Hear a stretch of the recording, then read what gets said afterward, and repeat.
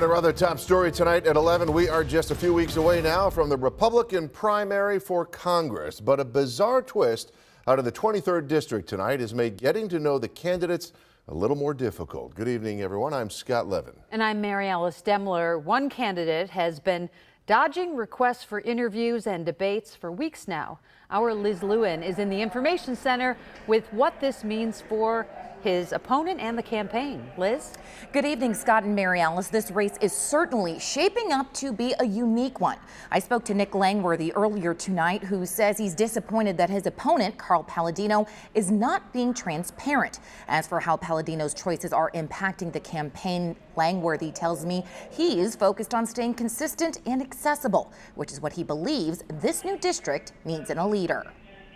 This is going to be very unorthodox. It's been very unorthodox from the beginning. The Republican primary is less than 1 month away. And as the days go by, the race for representative of the newly formed 23rd District continues to take some interesting turns.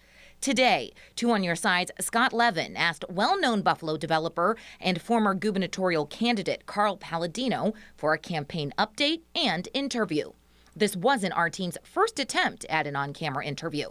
Palladino responded via text, clear and to the point. Quote, "Sorry, I'm not doing any." We owe it to our constituents to answer the tough questions. New York State Republican chair and veteran politician Nick Langworthy is the other primary candidate and agreed to an on-camera interview. Langworthy says even with the clock ticking, he's focused on running what he describes as a transparent grassroots campaign. Why is that your strategy, knowing who you're up against here? We owe it to our constituents to go out throughout the community and talk about the issues that are important to them. I'll do any candidate forum that's put in front of us in this district, as I've taken every interview so far. I have nothing that I'm hiding from. On June 30th, Palladino tweeted out this video highlighting his first campaign TV ad. Carl served his country in uniform. Yet, to date, Palladino still has not agreed to a debate. How do you run a campaign, essentially, without a public opponent? On policy matters, represent a lot of the same philosophies. It's style that's very different. Clearly, Carl does not want to stand and answer questions, difficult questions about things he said or done. And that's really sad. And I think the voters ought to take that into consideration. Over the years, there have been several incidents where Palladino's comments have landed him front and center, subject to public opinion.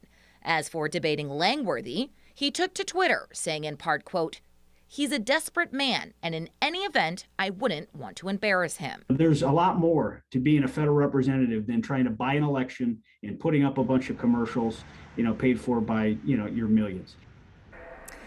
Well, a reminder, the primary is on August 23rd, so not too far away. I did reach out to several party chairs who now sit within this newly formed 23rd District to get their input on how this race is going and whether or not they believe a debate or lack thereof could impact this result. I have yet to hear back. In the Information Center, Liz Lewin, Channel 2 News.